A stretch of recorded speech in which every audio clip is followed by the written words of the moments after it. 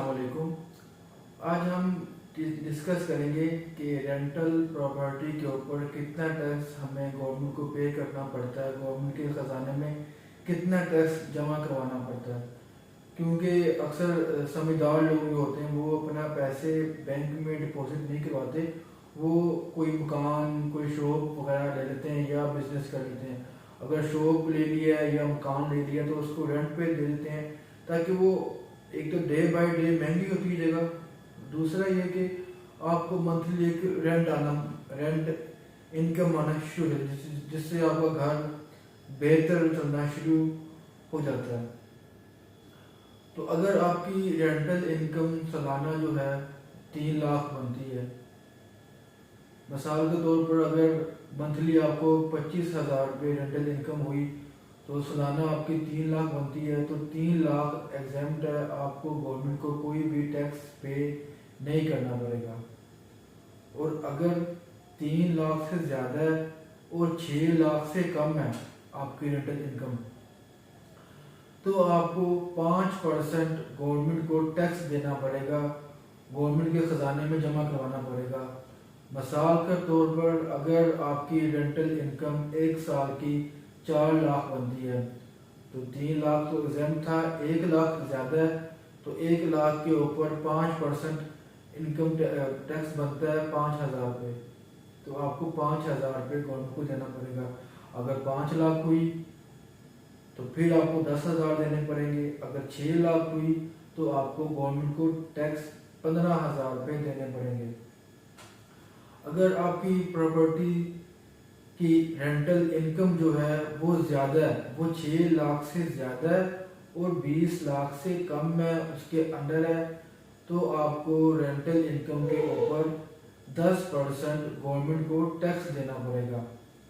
मिसाल के तौर पर अगर आपकी रेंटल इनकम सालाना 7 लाख रुपये है तो 1 लाख ज़्यादा है, तो 6 लाख तक आपका फिक्स टैक्स 15,000 आपने गवर्नमेंट को देने हैं। 1 लाख के ऊपर 10% टैक्स बनता है 10,000 रुपये, तो आपको 10,000 ये और 15,000 फिक्स टैक्स गवर्नमेंट के खजाने में जमा करवाना है। इसी तरह अगर आपकी रेंटल इनकम 8 लाख रुपये है तो वो हो जाएगा 20,000 रुपये, अगर 9 लाख रुपये है तो हो जाएगा 30,000 रुपये ये और 15,000 रुपये फिक्स रेंट इनकम।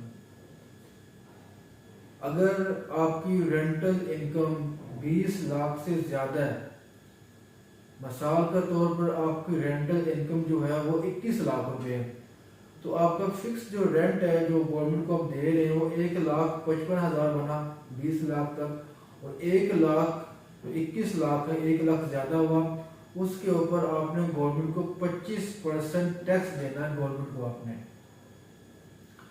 1 लाख के ऊपर 25% टैक्स 25,000 बनते हैं, 25,000 ये और 1,55,000 वो आपने टैक्स देना है।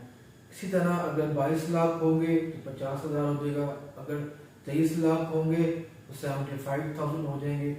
इस तरह बढ़ता रहेगा और जो फिक्स है वो 1,55,000 ही रहेगा। और जब आप टैक्स कैलकुलेशन करते हैं गवर्नमेंट को देने के लिए, मिसाल के तौर पर अगर आपकी रेंटल इनकम 1 लाख रुपये तो उसका 5वां हिस्सा वो कैलकुलेशन नहीं करते, उसको छोड़ देते हैं।